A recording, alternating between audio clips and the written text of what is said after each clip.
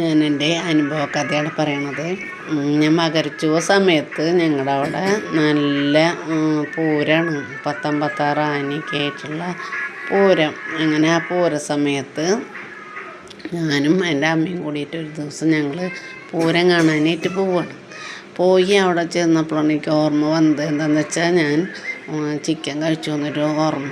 അപ്പോൾ ആ സമയത്ത് എന്ത് ചെയ്തു, ഞാൻ പുറത്തു നിന്ന് അമ്മ ഉള്ളിൽ പോയി തൊഴുതിട്ട് വരാൻ പറഞ്ഞു. അങ്ങനെ ഉള്ളിൽ പോയി തൊഴുതിട്ട് വരാൻ നിൽക്കണം നേരത്തെ എന്നെ പരിചയമുള്ള ഒരു ചേട്ടൻ വന്നിട്ട്, എന്താ നീ ഇവിടെ നിൽക്കണം, നിനക്കൊന്ന് അമ്പലത്തിൽ കയറി തൊഴുതൂടെ?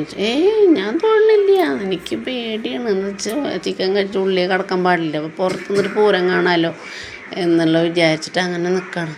വീണ്ടും ചേട്ടൻ വന്നു, വായോ വന്ന് കിടക്ക്. ഞാൻ ഇല്ലയെന്ന് പറഞ്ഞു. അപ്പോഴേക്കും അമ്മ തൊഴുത് ഇറങ്ങി. അമ്മയുടെ കയ്യിലൊരു കൊടയുണ്ട്. അപ്പം ഞങ്ങൾ പൂരം കാണാൻ പോകാൻ നിൽക്കണം നേരത്തുണ്ട്. ആന ഓടിയിട്ടാണ് വരുന്നത്.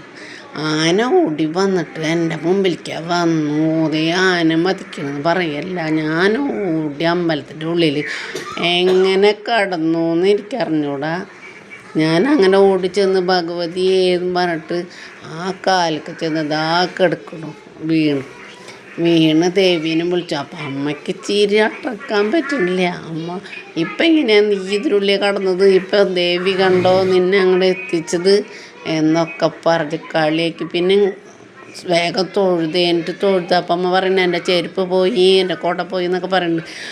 എന്ത് പോയാലും ദേവി അങ്ങോട്ട് എത്തിച്ചു. അതിപ്പം എല്ലാ കൊല്ലം ഞങ്ങൾ അമ്പലത്തിൽ പോയി തൊഴും, പൂരം കാണും, പോരും. ഇറച്ചി മീനൊന്നും കഴിക്കില്ല, എന്നാലും പോയി തൊഴുത് സന്തോഷത്തോടു കൂടി വരും, ദേവീനെ കാണും. ഇനിയിപ്പോൾ മകരച്ചുവ വറായി നമ്മുടെ ജനുവരിയിലാണ് നമ്മുടെ മകരച്ചുവ.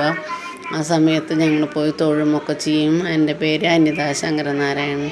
എല്ലാവരും സബ്സ്ക്രൈബ് ചെയ്യുക, ഷെയർ ചെയ്യുക. ഇതെൻ്റെ അനുഭവ കഥയാണ് കേട്ടോ.